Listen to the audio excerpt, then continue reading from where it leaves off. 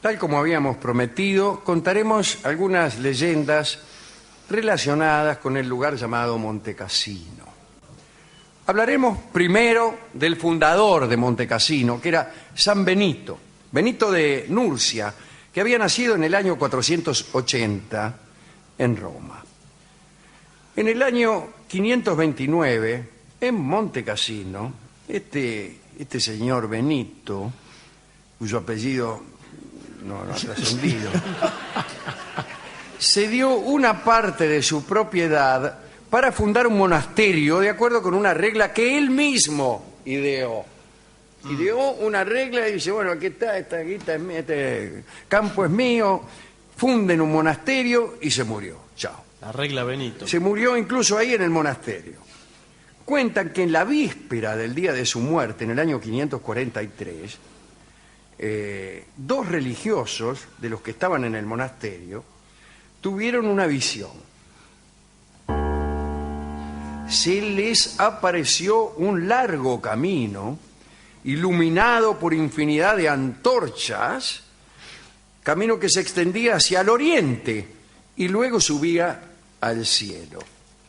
Curioso que se extendiera hacia el oriente. El camino del cielo, el camino de la muerte, siempre en dirección a occidente, claro, conforme a las mejores tradiciones de los mitos solares. El caso es que este camino se extendía hasta el oriente y luego subía al cielo. Un personaje apareció en esa visión, se presentó ante los dos monjes y les hizo saber que muy pronto Benito se remontaría por aquel camino al paraíso. Muy bien. ¿Qué hicieron los monjes? Enseguida fueron y se lo contaron a Benito. Sí. Che, Benito, dice, estábamos ahí afuera, se nos apareció un camino, etcétera, etcétera. Vino un tipo y nos dijo que en cualquier momento cantás para el carnero. Me imagino que al tipo no le habrá satisfecho mucho que le hablaran de su muerte, por más que le garantizaran el cielo. Bueno, la cuestión es que al día siguiente, quizá para no desautorizar visiones ajenas, Benito se murió. Cuando los de la orden, a los que llamaremos benedictinos, se quedaron solos, sin el fundador, en el monasterio se gestó una creencia, que sería la primera de esta noche. ¿Cuál? La creencia que dicen que cada vez que se está por morir uno, hay un ruido nocturno que ellos llaman el golpe de San Benito. Ajá. Cuando alguien va a morir, los benedictinos oyen un golpe, le llaman el golpe de San Benito, y esa es una creencia. Unos 30 años más tarde, cuando los lombardos invadieron la zona, algunos de los monjes de Montecassino huyeron a Roma. Huyeron de los lombardos. Sí, claro. Y se llevaron la copia de aquella regla que había escrito Benito, que era un reglamento para los monjes. Reglas de conducta, o sea, cómo tenían que comportarse. Y en Roma, al ver aquel reglamento, muchos religiosos quedaron impresionados. Se impresionaban fácilmente, ¿no?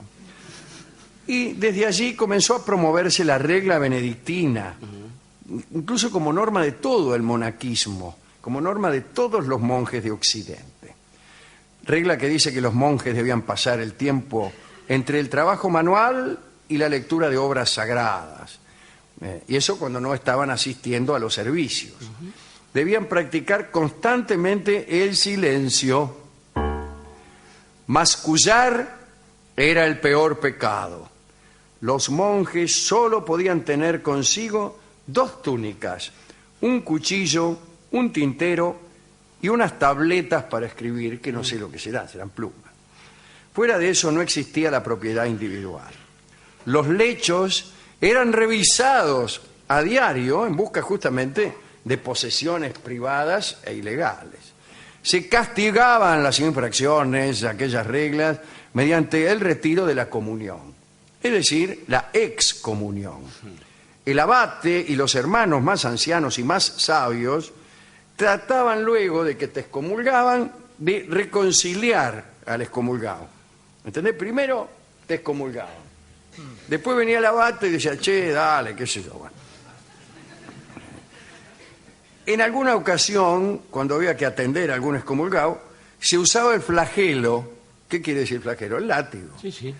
Pero más allá de las famosas reglas de San Benito, en Monte Cassino parece que sucedía algo muy interesante. Y aquí hay otra creencia, la segunda. Todos, y esto lo opinaba incluso el Papa Gregorio, todos los que morían en Monte Cassino conseguían la salvación. Atención, lo repito. Si vos te morías en Monte Cassino, no podías irte al infierno. Bueno. Por más que fueras, qué sé yo, un degenerado, ¿no? No ibas al infierno. Bueno, esta orden religiosa que aseguraba la salvación eterna se extendió muy pronto a otras naciones cuyos reyes se persuadieron de que era muy conveniente proteger a una institución que les aseguraba un sitio en el paraíso sin mayor esfuerzo. Así, en las gestas del rey Dagoberto, aparece como fundando unos edificios y declarándolos extensiones subsidiarias del monasterio de Monte Cassino. Y entonces él tenía pensado morirse ahí, y efectivamente se murió ahí Dagoberto. Estaba muy lejos de Monte Cassino, pero él dijo, estos edificios son subsidiarios de Monte Cassino. Una embajada, digamos. Claro. Y algunos dicen que no, porque para morirse y para salvarse hay que ir a Monte Cassino, al verdadero. Bueno, no las imitaciones que construyó Dagoberto. Un caso opuesto al de Dagoberto es el de Carlos Martel, nombre de cantor, ciertamente, porque es una mezcla de Carlos Gardel y Julio Martel. Una mezcla imposible, por otra parte. Bueno, algunos entendidos aseguran que fue condenado Carlos Martel en cuerpo y alma por haber dado a sus caudillos sitios benedictinos, locales benedictinos, en recompensa por sus servicios. El obispo de Lyon, llamado Auxerre, estando un día orando y parece que se le apareció un ángel y lo condujo a los infiernos. Y allí vio a Carlos Martel en medio de espantoso fuego. Así que, efectivamente, si este hombre lo vio, sí, claro, está comprobado que Carlos Martel está en el infierno, fue condenado, ¿no? Al regresar de su travesía, el obispo de Lyon contó la revelación que tuvo a Bonifacio, que era el obispo de Maguncia. Che, ¿sabés lo que me pasó? Dice, estaba rezando, viene un ángel, me llevó al infierno y adiviná a quién vi ardiendo a los perros. No, a Julio Martel. No, dice, a Carlos Martel. Qué cantor, le dice. Bueno, entonces Bonifacio, que era el obispo de Maguncia, pidió que se abriera el sepulcro de Martel para ver si el cuerpo estaba ahí, para ver qué pasaba. Se abrió el sepulcro y vieron que en el fondo estaba quemado el sepulcro y que salió de él una gran serpiente entre una nube de humo hediondo. No faltaba nada. No le basta con ser malo, decía, ¿no? Eso si alguna duda teníamos acerca de la condena de Carlos Martel, aquí ha sido disipada. Y finalmente, para cerrar este informe, la historia que nos interesaba. A ver. Todo esto que he contado no tiene importancia, pero esto sí. Había un señor llamado Carlo Tagliaferre, que era un pecador consumado. Había nacido en 1546 en la Toscana. Tagliaferre era ladrón. Participaba en peleas de todo tipo, generalmente como consecuencia de discusiones de tabur. Por los dados había matado a un hombre, pero en la disputa parece que quedó malherido, Carlo. Entonces, enterado de las bondades de Monte Cassino, Tagliaferre emprendió el viaje hasta allí. Quería entrar y morir en aquel sitio. pues ya vio que estaba listo, y dice, bueno, pues ahí me muero, cuanti menos no voy al infierno. Dice la crónica que llegó a la abadía hecho un despojo. Sí. Los abates vieron a aquel hombre y cerraron la reja. Lo vieron venir y cerraron la reja. Mirá si será, ¿no? Y eso que no sabían que el tipo era un malandra. Pero igual cerraron, porque eran malos. Taliaferre pidió que lo dejaran pasar, pero le negaron el pedido y lo dejaron moribundo afuera. ¡Ábranme!, decía el tipo. Hasta que se cansó y no insistió más. Y realizó el siguiente movimiento. Pasó un brazo a través de la reja para ver si con solo una porción de su cuerpo, dentro de un lugar tan santo, conseguiría el cielo. Y así murió, con un cacho de él mismo dentro de Montecassino. Jamás conoceremos su destino, pero hay evidentemente dos teorías. Yo adscribo a la primera, que es decir que se salvó. Primero, para que un tipo salga o se considere fuera de Montecassino, me remito a las reglas de la FIFA, tiene que estar...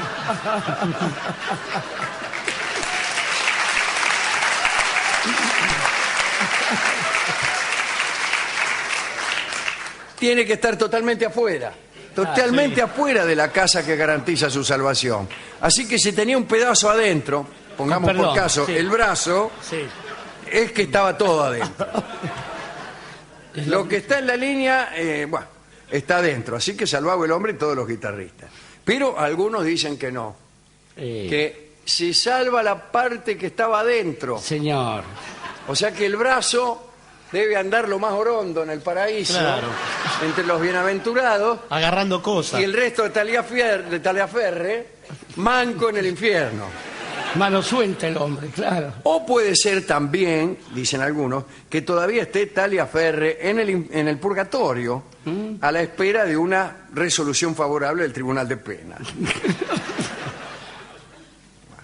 Así que ese es todo un asunto, ¿no? Y bueno, una salvación parcial puede ser. No hay Lo toma solo dejas, sí, ¿Cómo claro. es? Va Salvación la mitad al cielo, la mitad al infierno. Pero si la salvación es por la fe, el tipo demostró El por tipo lo demostró menos largamente, sí, tener sí. fe. No sé. ¿Y después qué le cuesta? Sálvelo. Ya está, uno más, uno menos, escúcheme. Bueno. Es más, un error ahí arriba, vamos. Bien, esto es todo lo que tenía que decir. ¿A quién podemos dedicar esta recordación de este lugar de perdón que es Montecassino? Yo creo, querido Alejandro, que debemos pensar en el fundador de Montecassino, de San Benito, que es uno de los grandes padres de la iglesia, así se lo llama, y que ha colaborado en la invención del purgatorio, que era una cosa que no había antes. Así es, además. antes no había purgatorio. Y el tipo un día escribió, bueno, ¿qué hacemos con los que están a mitad de camino? Y Claro, que los que votan en blanco. Y bueno, vamos. era purgatorio. Claro, purgatorio y se queden ahí y después vemos. Después de la segunda vemos, vuelta claro, vemos qué claro. pasa. Entonces, y además, San Benito tiene una bella historia, Alejandro, que es que a San Benito se lo considera el patrono de los espeleólogos, de los aventureros, de, bueno, mucha gente. Y parece que tenía una particular condición que lo hacía inmune a los venenos. Se cuenta que una vez los monjes que tanto lo adoraban, admiraban y querían trataron de envenenarlo. Y cuando le ofrecen la copa con veneno, él al extender su mano extiende también una medalla que portaba consigo con la cruz y la copa estalla en 1000 pedazos. A partir de ahí se empieza a pensar en esta medalla de San Benito. Es una medalla que ha hecho gran fortuna, más fortuna ha hecho la Santa Madre Iglesia vendiéndola en reproducciones después, ¿no? Pero también, digamos que la invención del purgatorio sirvió para aumentar mucho la recaudación. Pero justamente... Ya que uno podía rezar y por acortar las el almas tiempo del purgatorio y comprar indulgencias y acortar el tiempo de estadía. permanencia de sus muertos queridos. Bueno, el asunto es que en esta medalla había varias letras aparentemente sueltas, pero en una de ellas estaba la famosa fórmula Vade retro Satán, ¿no? Que dice retrocede, Satanás, que mi alma no sea víctima del dragón, etcétera, etcétera. Medalla que servía para que si uno estaba muy sometido a los embates del maligno, mostrando la medalla esa pudiera zafar. No hay que confundir este San Benito con San Benito de Palermo, que es el nuestro, el de los negros, claro, digamos, claro. pero que vino como 1000 años después y todo lo demás.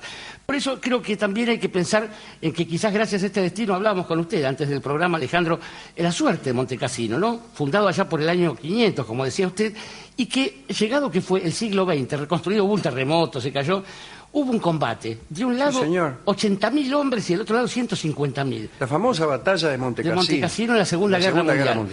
Hubo unos malvados que a través de una enorme flota de aviones, B-17, eran los bombarderos, se lo cargaron. ¿Y sabe quiénes eran esos? Bueno, los aliados, tengo malas noticias. señor. Los nazis, que son los malos, siempre, como todos pensamos, habían logrado salvar algunos libros y llevarlos al Vaticano. El asunto es que esa casa, la casa de Montecassino, siempre, una y otra vez, vuelve a crecer, a erigirse desde las cenizas, y no por milagro, sino por el trabajo de los hombres que quizás en algún momento de sus vidas, enfrentados al pecado, enfrentados al maligno, piensan en aquellas paredes que los vieron nacer, que los vieron crecer, y saben que en el fondo el mejor refugio del alma está en aquella vieja casa. Y vieja casa.